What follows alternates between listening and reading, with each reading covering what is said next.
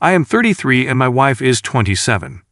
We married 6 months ago after dating for a year. We met online, and after some dates, we started a serious relationship and quickly got married. I'm a nerd. When a pretty attractive girl is interested in me, who told me she loved me, etc., I was blinded by delight. I would have done anything for her up to that point, and she knew it. I work a lot because I own a small business, so I travel a lot for work. I was never home during the week. I was making $150,000 a year before taxes, and she didn't work. First, she was 100% reliant on me for her survival. She's a bit lazy, but I figured that was because I kind of allowed her to, and she was never really one to do housework or cook or clean, so it didn't seem odd to me that not a lot of it was done, etc. 6 months into the marriage, my wife broke the news to me that she was pregnant. I was out of town, so I had to drop everything. I was making $150,000 a year before taxes, and she didn't work. First, she was 100% reliant on me for her survival. She's a bit lazy, but I figured that was because I kind of allowed her to, and she was never really one to do housework or cook or clean, so it didn't seem odd to me that not a lot of it was done, etc. 6 months into the marriage, my wife broke the news to me that she was pregnant. I was out of town, so I had to drop everything. The following day, I took her to a clinic. They confirmed that she was 2 months pregnant. A week later, I came home from the office just to grab something I needed for a job. I was heading to my wife's car was in the garage, so I knew she was home. When I opened the door, I heard noises coming from the bedroom, so I followed the noise. As it gets louder and louder before I arrived at the bedroom, I already had an idea of what was going on. They made it easy for me by leaving the door open. I walked in, and there she was, riding another guy. The next thing that came out of her mouth was that it's not what it looks like. Mind you, she was 2 months pregnant at the time. Words couldn't explain how I felt watching her ride another guy in my own bedroom. I had been getting my mind ready to become a dad. I had built my world around her, doing everything to make her comfortable, and there she was riding another man in my bedroom. Now I know what she's all about. They both looked at me as I looked at them in shock. I turned around and walked away from the room as she jumped off his horse to tell me that I didn't see what I just saw, like I was some stupid dimwit. I composed myself. I went ahead and grabbed what I needed and left quickly. Before I left, I turned around and told her that she should be gone when I got back. I was a mess as I drove back to work. My mind was somewhere else, and I was lucky that I didn't have an accident. I thought about all the time that she said she loved me and how it was all lies. I honestly didn't have a clue, but then again my job and not being around did help her do what she did during the week. I felt like she played the role well, and I never suspected a thing. She would have me support her through her pregnancy, and then raise another man's child. My wife was blowing up my phone and leaving voice messages, but I didn't answer. When I arrived at the office, I called a friend of mine who waited about 2 hours and then went to my place. My friend told me that she had left, taking essentials with her. Then I went to Home Depot and changed all the locks on the house. I found out that she was staying with her family, so I called my lawyer and served her divorce papers. The most important thing that he told me, though, is to keep my mouth shut. Don't take calls from her family or friends. And if I did from mutual friends, be polite. But if the conversation moved to anything related to the divorce, simply have no comment and let him speak for me. Because had I reacted to her family and etc., that could be used against me. I could have really upped the ante, though, had I not listened to him. For sure, but he wasn't about to let me stick my foot in my mouth. Thankfully, he was right for sure on that. Not that I really wanted to start anything, but they could have started something with me and then blame me as well. We coordinated for a text message when she would like to come to pick up her fence. So the following weekend, my friend stood in for me while she removed the rest of her stuff. She had backed me by hiring a divorce lawyer and requesting $2,000 in alimony a month for 5 years. She claimed that the pregnancy was mine, and she needs money to support herself and for me to keep her on my health insurance. Insane. I could have easily really gotten pissed when she put the alimony demands in her reply. It's probably good it went to my attorney first. And then he told me because he told me in the manner of, she may think she's going to get this, but it's not going to happen. I didn't have a problem with sharing things I acquired during our marriage, etc., because I just want her the heck out. But I wasn't going to reward her monthly for 5 years for her bad behavior, and continue to pay her health insurance and raise a child that obviously isn't mine. Heck no, she can find all the guys she screwed to let them support her. When I spoke to my attorney about how to get around the alimony and all the extra stuff, because I wasn't looking forward to doing that, he was concerned that she didn't work. I was making $150,000 a year before taxes. Thus, she was 100% reliant on me for her survival, basically. Obviously, we moved to get it totally struck, which happened, but his concern was that if we didn't get it struck, to get it reduced way down due to what she did. It's really not something written, no, probably something you could prove statistically. But basically, he told me that most of the courts favored the woman. He fears that her attorney would paint me as an enabler, and that it was my fault she cheated. I was never there during the week. Never mind that we were together for almost a year prior, and it's not like the job was new. I have been at it for over 3 years at that point. The only difference may have been that maybe I worked an hour less or so during then, but it was still 60-ish hours a week. Usually it's 60 to 80, now 6+ years later. So if I had not caught her, she would be more enabled now, supposedly. That's why he went in strong. It turned out to probably be overkill, but I have to be honest. I am a computer geek, so I have to go with what he told me. He was the one with the experience in it, and obviously, he wasn't one with a 100% win record as well, so he knew what was up. My attorney was looking for evidence of infidelity to help my case in the divorce, so he recommended that I hire a private investigator to gather some more evidence we could use in court to help my case.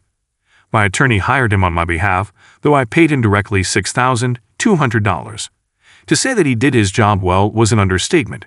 He did quite well, so well that I hoped that I would never have him against me in such a situation.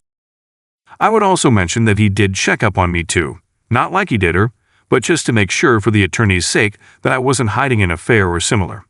Either way, had we divorced and I couldn't prove that she was the one that caused it, I would have been supporting her for a few years. Usually it's around 5, but depending on the situation, it can be till she remarries, though nowadays that's pretty rare, I guess.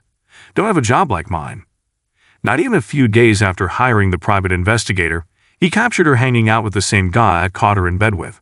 I made a mistake by not canceling my credit card that she had access to, so she went out with her lover that evening and ran them all up about $5,000 or so. They were not major limit cards. I had only had them to help my credit score earlier, and because I was making good money. Now I have been on a cash-only basis for a long while, which is probably why I forgot. A month later, the private investigator discovered that she had been cheating through the entire marriage and prior. The private investigator was able to find 2 guys she had been with but dumped.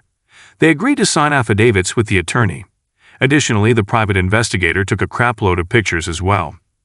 From the testimonies of the affair partners, we found out that my 60 to 80 work week played right into her plans.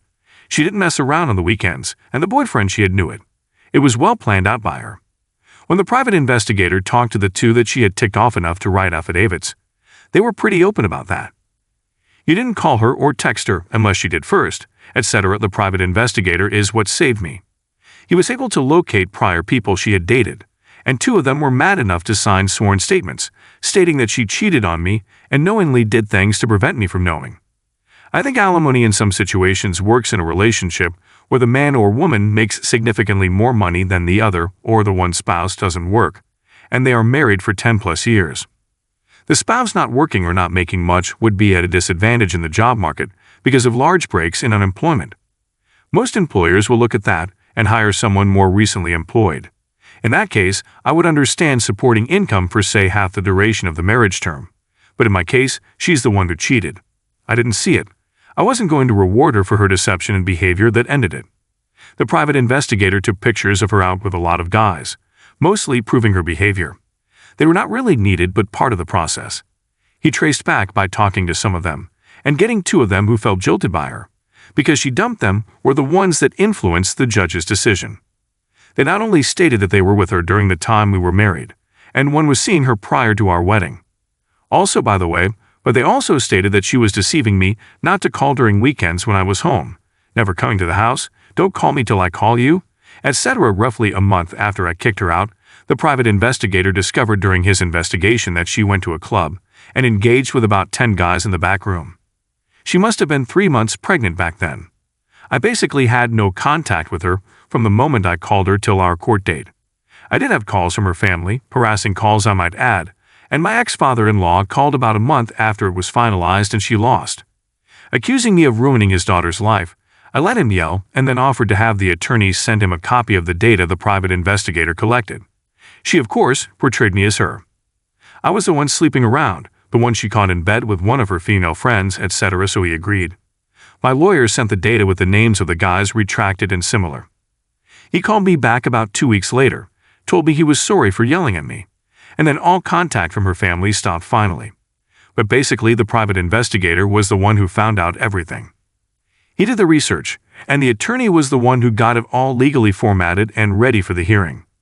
At least according to my attorney at the time, the court always favors the female, especially in situations with children, which I kind of get.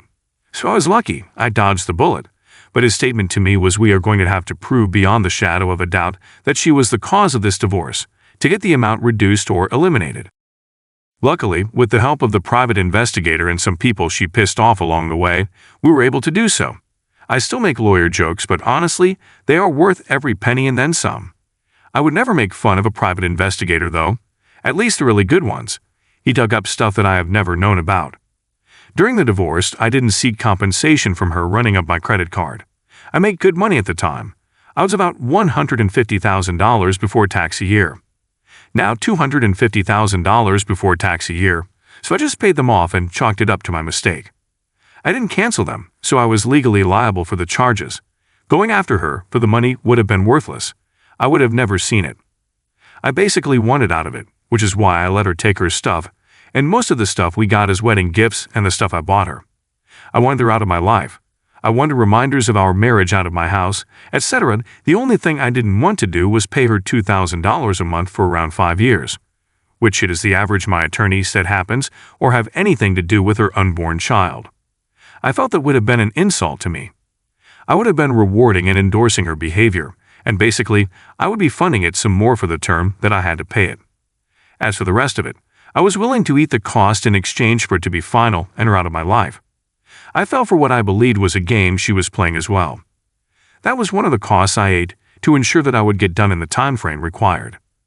At the time of that divorce, it took 6 months and 1 day in California to complete the process entirely.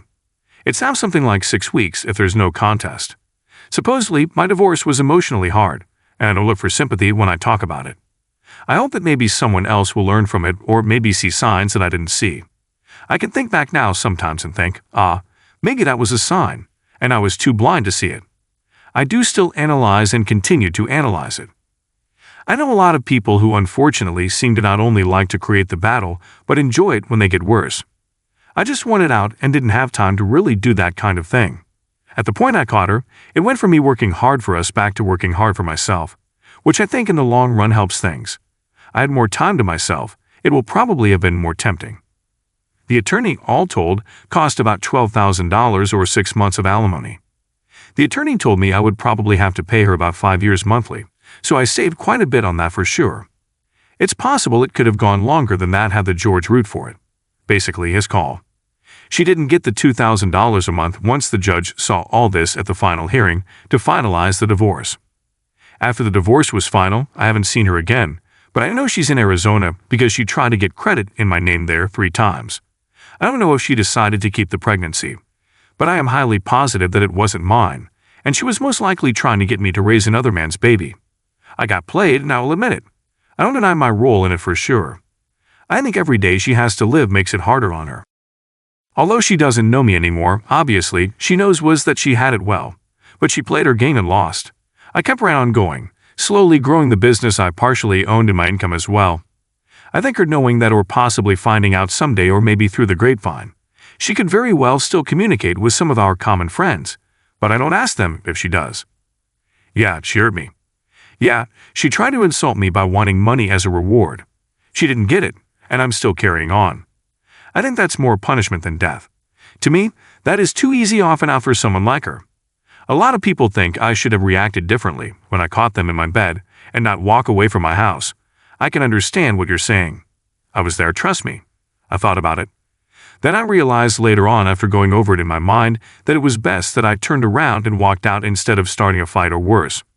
I could have easily got physical. I will be the first one to admit I got scammed. The more I look back on it, the more I think she never loved me. I was just a meal ticket to her. I will admit my role in it. I gave her the perfect setup.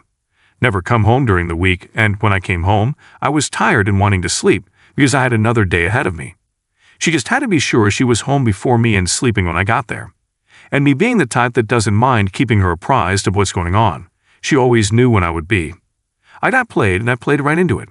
I'm just glad that the STD test I got 2 days after I caught her came back clean. Thank you for making it to the end of this story. Don't forget to share your opinion in the comment section, make sure you thumbs up this video, and subscribe if you haven't already. Thank you and have a wonderful day.